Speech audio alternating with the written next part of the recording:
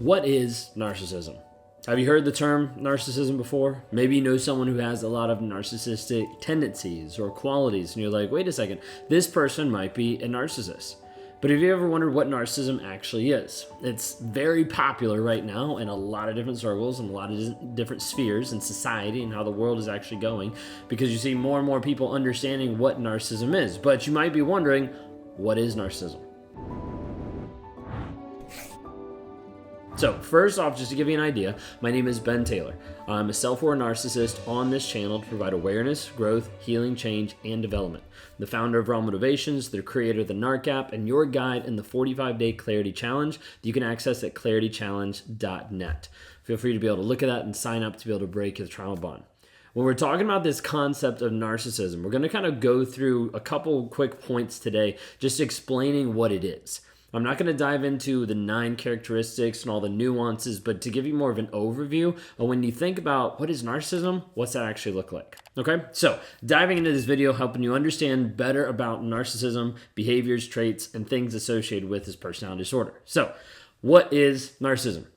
Definition of narcissism. So we talk about it, narcissism is a personality disorder. Okay, it's in the cluster B categories along with antisocial, histrionic, and borderline personality disorder. When we talk about narcissism, it's a personality disorder that's characterized by a grandiose sense of self-importance, a lack of empathy, a need for admiration, and often this inflated sense of their ego, own abilities, and accomplishments to be able to get attention and validation from other people. Okay? Narcissism, if you boil it down, is this aspect of shame avoidance. Okay, now it's going to seem a little different here. The narcissist is avoiding shame, often shame that they've created, shame of who they are, shame of the person that they have while they produce this false persona to the rest of the world, but there's this shame that they're trying to avoid.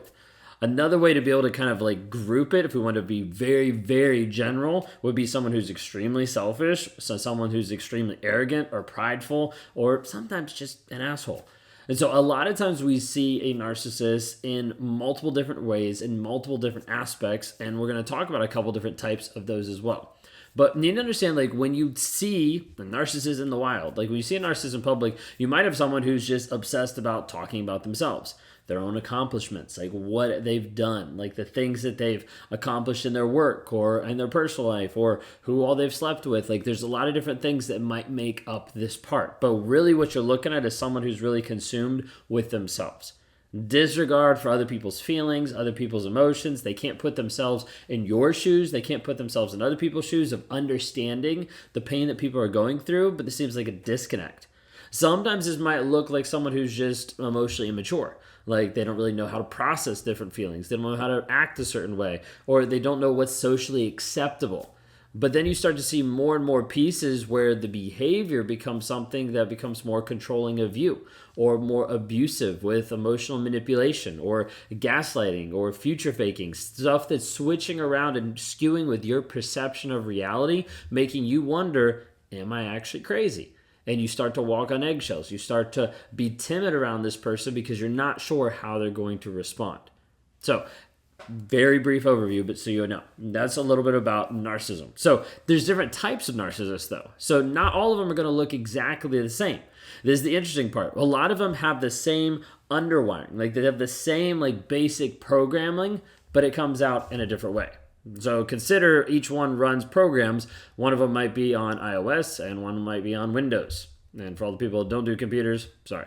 Okay, but when we're talking about this aspect, think of it this way.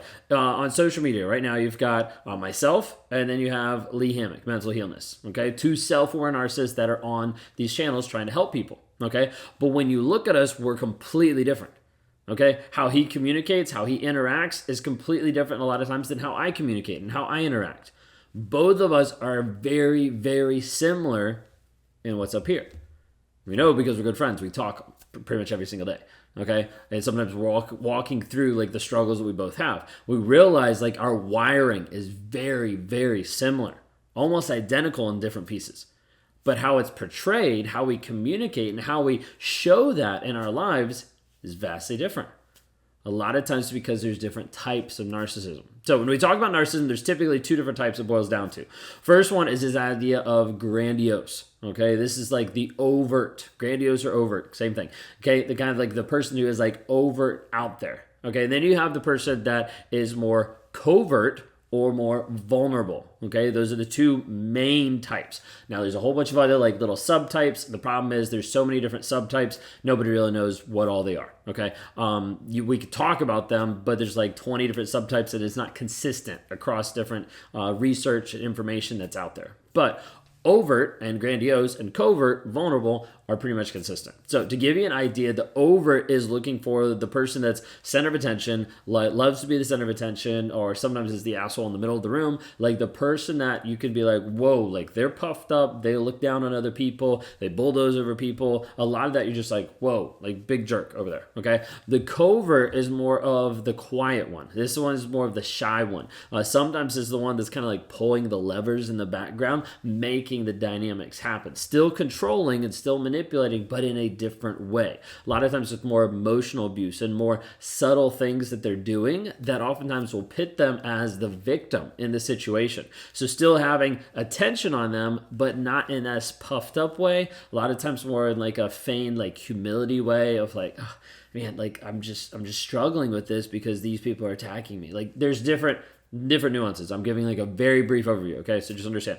Sometimes you'll have the aspect of a grandiose narcissist, an overt narcissist that is extremely like rages at you in front of other people, like anywhere. Like it doesn't matter. Like it's more like overt, like in your face.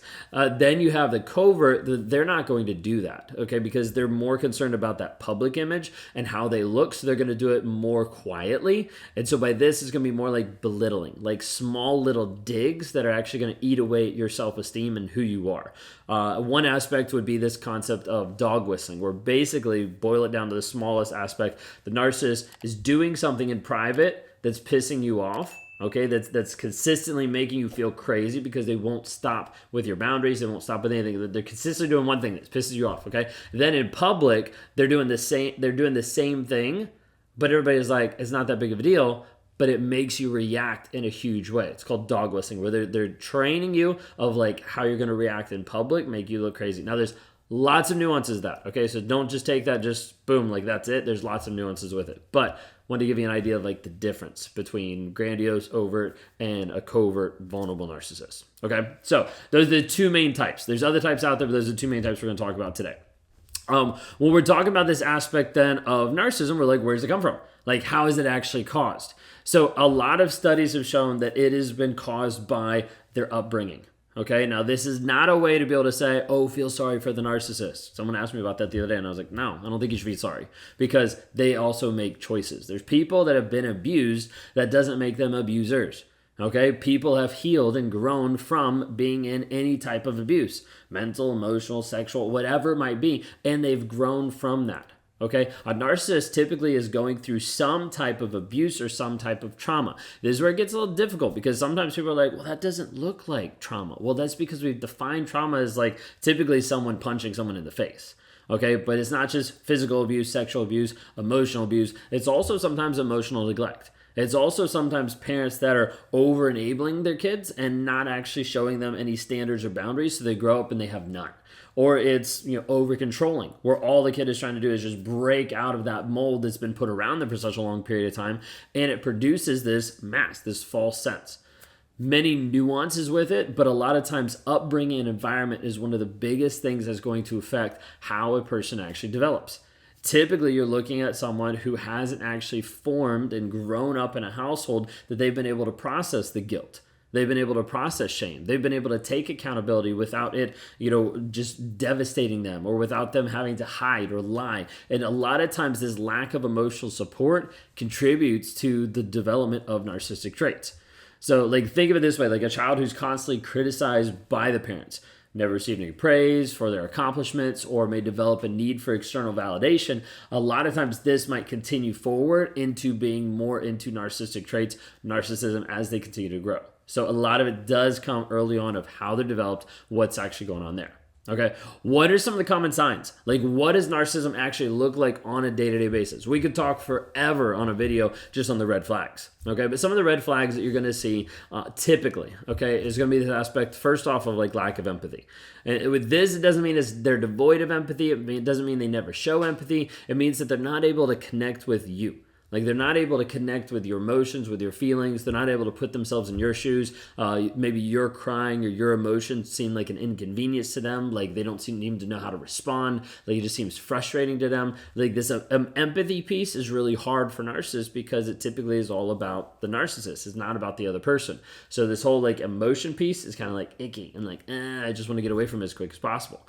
So empathy is a big one. Okay, another aspect is a sense of entitlement of like, I feel like I'm entitled to you. Okay, I'm entitled to you emotionally, mentally, financially, sexually. Like, a lot of times you'll see this. And a lot of times you'll see this with men, especially with narcissism of like, hey, I'm entitled to you. Like, I made a paycheck, so that means I get to come home and have sex with you. Like, that's really like a lot of times the thought process. You're like, wait a second, like this does not mean this at all.